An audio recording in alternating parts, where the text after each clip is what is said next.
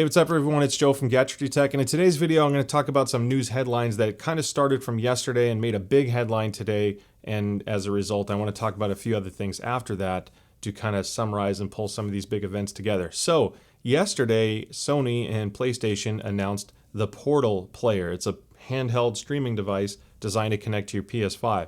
They also announced two new audio products with some suspicious specs. So they use planar magnetic drivers, and if you're into the audio space, which I think many of you that follow my channel are, that will kind of stand out because Sony's never done a planar magnetic product before.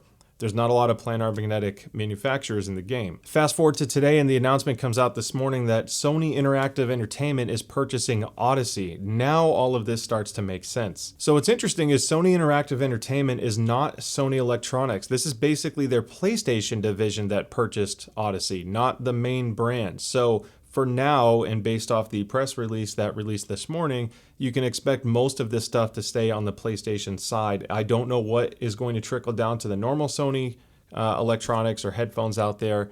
Time will tell. Now, Audeze said they're going to continue operating separately from the Sony and the PlayStation division, so they are still intending to make new high-end audio products. In fact, there already are audio products in development. None of that's changing, and they even went as far as saying that they're going to continue supporting other platforms.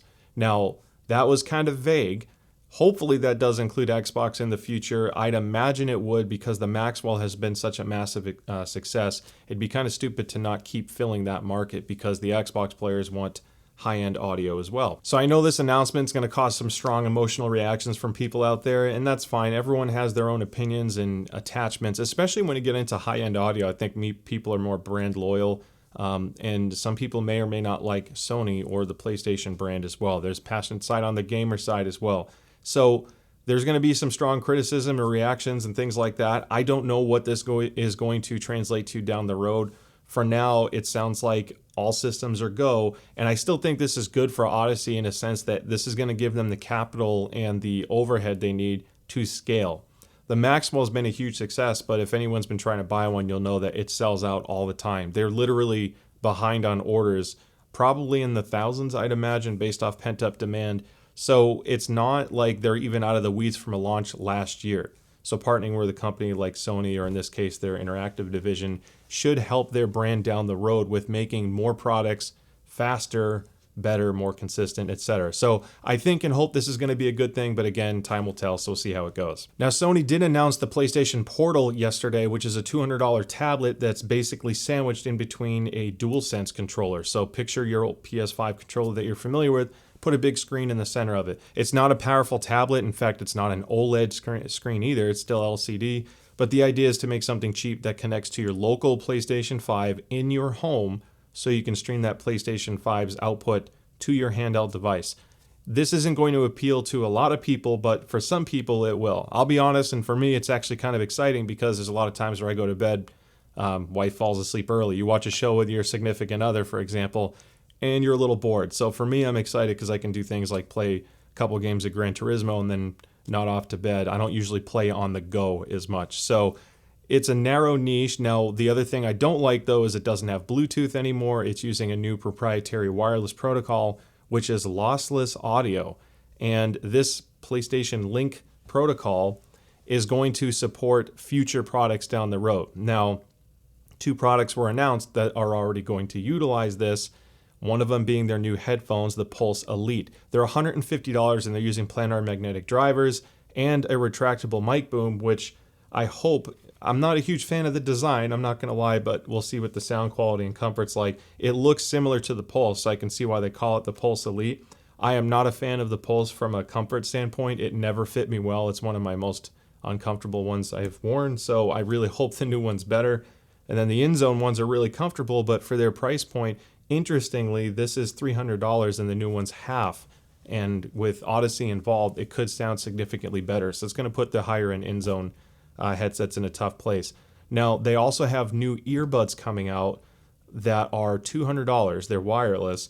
That also uses the lossless protocol, connects to your Portal streaming device or your PS5 with the included dongle. It does come with a USB dongle, but you can also buy a dongle separately to use these products on Windows or Mac. No support listed or provided for Xbox users, unfortunately.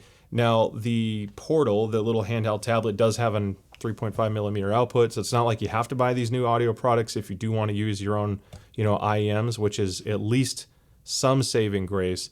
I just don't know why they omitted Bluetooth, but it is what it is. Now, I will be reviewing the Pulse Explorer TWS earbuds at a later date. I'll measure them and I'll provide all that information, as well, of course, as the Pulse Elite. So we'll see how they stack up. So another big announcement that came out recently is Creative partnered with a company called xMEMS. And you should know Creative if you follow my channel. They make headphones and DACs and sound bars and other cool products that I've covered in the past. But xMEMS, this is a big deal. Now, this is a solid state transducer, meaning it doesn't have a voice coil, or it doesn't have a planar magnetic trace like a transducer suspended between big old magnets. It's very compact and it uses silicon to make audio. It's a very different technology, and they demoed this technology as a prototype, not Creative, but the actual xMEMS company last year at CanJam, and a lot of the headphone audiophile type people out there that tried it thought it was really promising and they're really excited about it. It's kind of like a standout tech showpiece. So this is going to translate into future Creative products on the TWS side initially.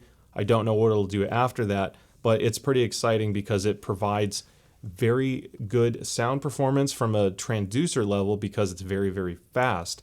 Also should have really good coherence because it's silicon, so you shouldn't have any driver variance as much when it comes to, phasing, distortion, things like that. So that'll be interesting to see how it comes out. And because Creative is behind it, I don't think the pricing is going to be too bad either, which means this new cool technology should be more attainable by other people. Now, another big acquisition that happened a few months ago, roughly, is Corsair purchasing DROP. Now, I didn't talk about this, I don't believe, in prior videos, but it's a huge deal because it's kind of odd that Corsair is buying an audio boutique store, because this boutique store also does custom keyboards, like collector style keyboards. They also do amps, they do headphones, they've done collaborations with other companies. In fact, one of my favorite audio products I've ever purchased is the Drop HD6XX, because for $200, when it sells for $200 or less, arguably it's like the best audio product for the money, in my opinion, for music. I absolutely love how these sound, and that comes from these collabs and cool things that Drop has done. So lastly, I want to talk about a little gem of an amp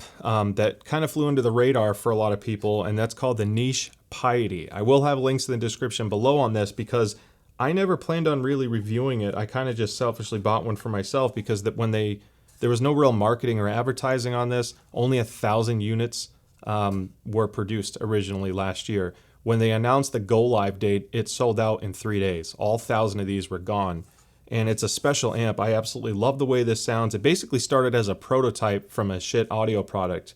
I reviewed shit in the past. They make the Hell 2E that I cover a lot, Magni Modi stacks, and much more expensive, higher end, nice gear. So it's an interesting component. Shit never went to full production because they couldn't produce it at scale. The parts that are used in this are very unique and special. They have some limited production or discontinued materials, some from Japan and other areas that you frankly just can't get to assemble on a very large scale that the company like shit would do. So niche, being using that word in their company name, they made a niche product. Now, the reason why I'm talking about this today is because they actually sourced enough components to make another batch. There's a few hundred more units available, so I wanted to take this chance on this platform to share that with you. I purchased this. This was not sent to me for review. The owner of Niche, we've come full circle. He came from Drop, so I guess this article or this video kind of pulls everything together well. He's done a lot of collabs. He goes by CT online, but I did not tell him I was doing this video, so I don't know. I don't know if we'll see how fast this sells out now that word gets out again, but this has been an amazing little amp. I've used it to power something like the ZMF Caldera, which I will be reviewing. I absolutely love these headphones, and all the way down to an HD 560S from Sennheiser. It's a unique sound. It has kind of a soft clip on the high end, just a tad of warmth, and it's kind of like a presentation between solid state and tube. It's selling for $165 right now, which is pretty reasonable. There's no DAC. You feed it an analog signal, so even a $10 DAC is totally fine. Apple dongle is all you really need. And it's an amazing sounding amp. So if you want something new in your collection and you didn't know that this existed, they have an even more expensive amp that you will see on the website. It's a lot larger and more money, but this is a special little piece. So if you're looking for something different for your collection, I highly suggest checking that out. And that about wraps up today's news. Lots of exciting stuff. Nothing officially tangible, I guess, yet, but these are some huge announcements in the audio space, both on the audiophile side and gaming. So hopefully you found the video useful, helpful, informative in some way or another. Don't forget to like and subscribe. I'd love to see you in a future video. Stay safe out there, and I'll see you next time. Bye.